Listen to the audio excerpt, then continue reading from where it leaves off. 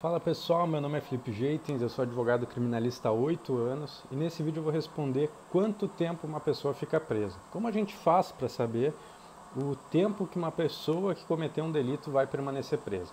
E existem algumas situações diferentes para cada uma delas existe de repente aí uma variação de tempo, tá?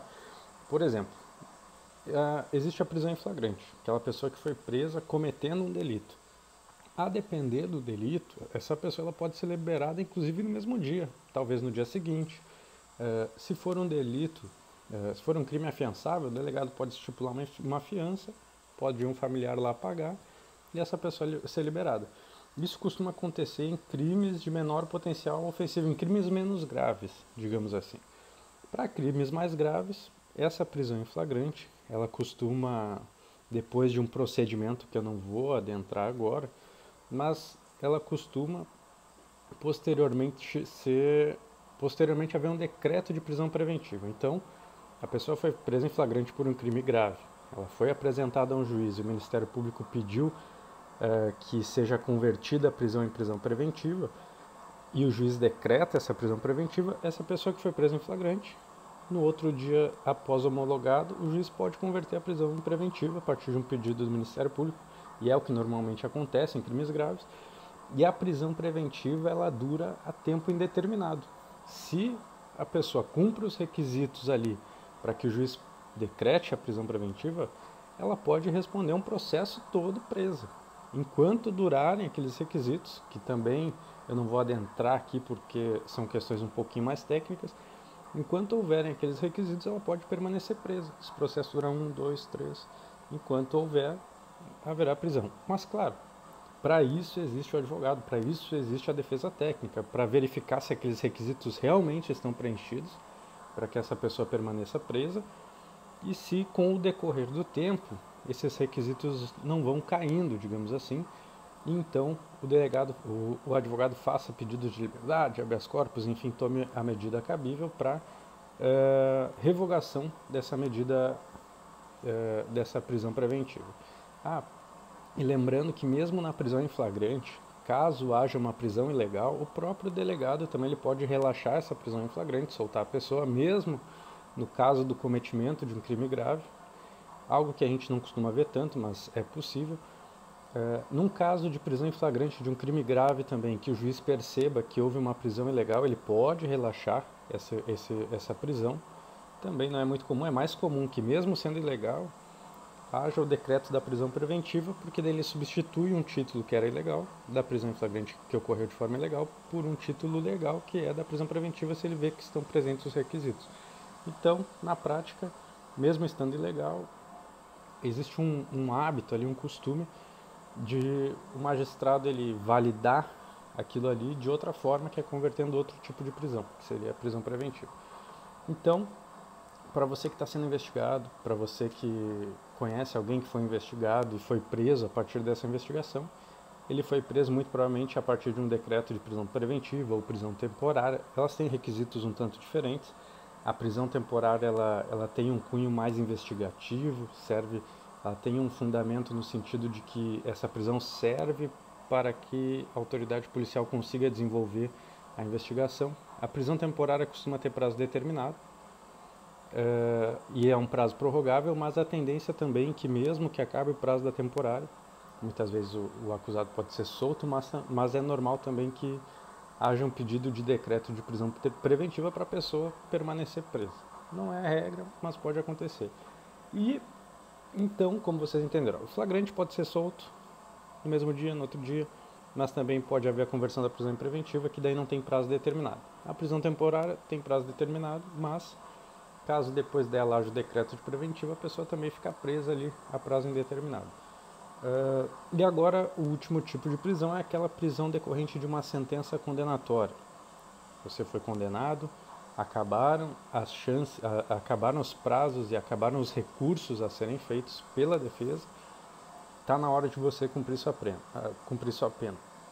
Então, uma pena maior do que 4 anos até 8, você cumpre em regime semiaberto. Existem muitos estados que não tem vaga no semiaberto, a pessoa fica cumprindo praticamente no aberto, mas tem outros em que tem, então você tem que ir para o estabelecimento penal adequado, onde você vai muitas vezes ficar fechado durante um tempo, mas com o tempo você recebe benefícios para poder trabalhar na rua e voltar para lá à noite, mas também existem posicionamentos dos tribunais no sentido de que mesmo você indo para um semiaberto em que existe a possibilidade de uma vaga para você cumprir lá dentro, se você tem um trabalho externo, já iniciar o cumprimento fazendo esse trabalho externo, não esperar tempo nenhum, mas é também algo que você vai necessitar de um advogado criminalista especialista para fazer esses pedidos. Existem muitas comarcas em que o juiz ele não aceita, daí você tem que recorrer para o tribunal, daqui a pouco o Tribunal do Estado também ele é um pouco mais rígido em relação a isso, você vai até os tribunais superiores buscando esse direito. Mas é um posicionamento que existe. Se você tiver alguém trabalhando no seu caso que percorra esse caminho, é uma possibilidade. E a partir dos 8 anos a pessoa já começa cumprindo no regime fechado. Daí tem até, eu ia falar aqui dos tempos de progressão para o regime fechado, mas eu vou falar aqui para vocês brevemente a respeito do artigo 112 da Lei de Execução Penal, que ela diz da seguinte maneira: aqui você vai poder calcular quanto de pena o seu conhecido, seu amigo ou você teria que cumprir num caso de condenação criminal em que o regime inicial fosse fechado. Isso aqui vale também para o semiaberto, para o aberto, mas a gente vai considerar aqui o fechado. Uma pena que superou os 8 anos. Então o artigo 112 diz o seguinte: a pena privativa de liberdade será executada em forma progressiva, com a transferência para regime menos gravoso a ser determinada pelo juiz quando o preso estiver cumprindo ao menos. O que isso aqui quer dizer? Cumpriu isso daqui, vai para um regime menos gravoso. Está no fechado, vai para o semiaberto. Está no semiaberto, vai para o aberto. Inciso 1º, 16% da pena se o apenado for primário e o crime tiver sido cometido sem violência à pessoa ou grave ameaça. Inciso 2º, 25% da pena se o apenado for primário e o crime tiver sido cometido com violência à pessoa ou grave ameaça. Vocês podem ver que mesmo o primário... não, li o inciso... acho que eu troquei, vamos ver. Inciso 1º, 16% da pena se o apenado for primário e o crime tiver sido cometido sem violência à pessoa ou grave ameaça. 20%, o inciso 2º diz 20% da pena se o apenado for reincidente em crime cometido sem violência à pessoa ou grave ameaça. Então, assim, 16% se é primário, sem violência ou grave ameaça. 20% se for reincidente, sem violência ou grave ameaça. Significa que ele já foi condenado anteriormente por algum crime e também transitou em julgado. O inciso 3º fala de 25% se ele for primário e tiver cometido crime com violência ou grave ameaça. Vejam que a violência ou grave ameaça ela implica inclusive no tempo de progressão da pena. Um exemplo é o crime de tentativa de homicídio, roubo.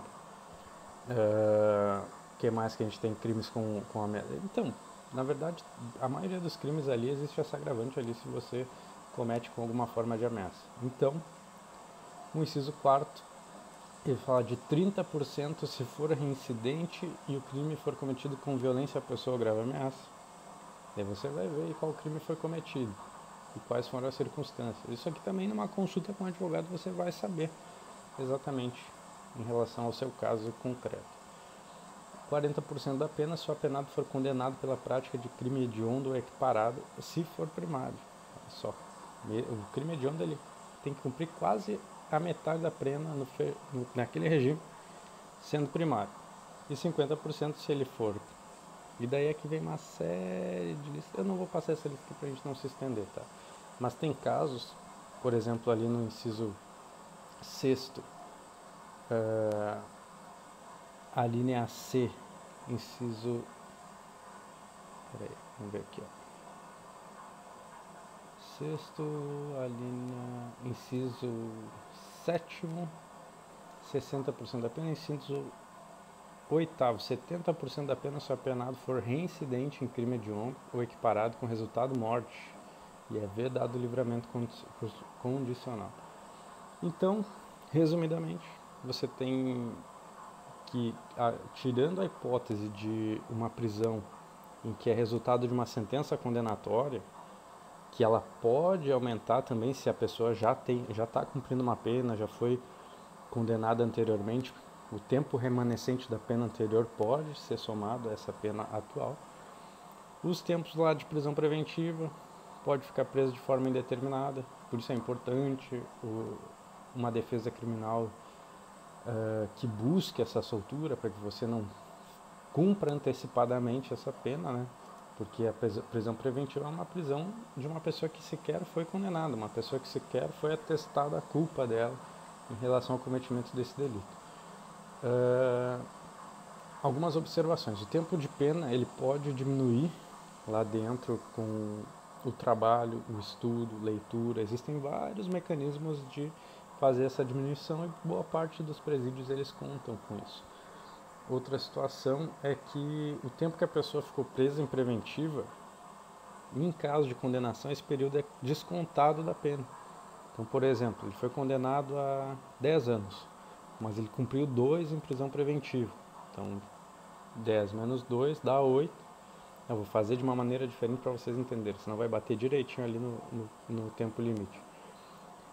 A pessoa foi condenada a 9 anos, ficou presa preventivamente 2. Ela foi condenada a 9, menos 2 dá 7. 7 não é o suficiente para o regime fechado. Se ela não tivesse sido presa preventivamente, ela já começaria no fechado. Mas como há esse desconto, ela pode começar cumprimento de pena no regime inicial semiaberto. Existem circunstâncias aqui que são quase que exceções de que quando a pessoa, ela, em determinados casos, com uma certa fundamentação do juiz, ele pode dar um regime mais gravoso, sendo que a pena não, ainda que a pena não tenha batido o tempo para que seja mais gravoso. Por exemplo, a pessoa ter sido condenada a uma pena inferior a 8 anos, o juiz fundamentar para que ela cumpra em regime inicial fechado. Existem exceções e, a depender da fundamentação do magistrado a respeito das circunstâncias ali, essa pessoa pode se dar mal nesse sentido. Beleza? Fiz de uma forma mais reduzida, mais objetiva, sem entrar muito na questão técnica para vocês entenderem como é que funciona. Se gostaram, curta aí, se inscrevam no canal, compartilhem, deixe. Se tem dúvida, deixe nos comentários aqui se passaram por alguma situação que possa acrescentar aqui ao nosso conteúdo. Deixe um comentário aí que eu vou responder todo mundo, ok? Muito obrigado por assistirem e até a próxima.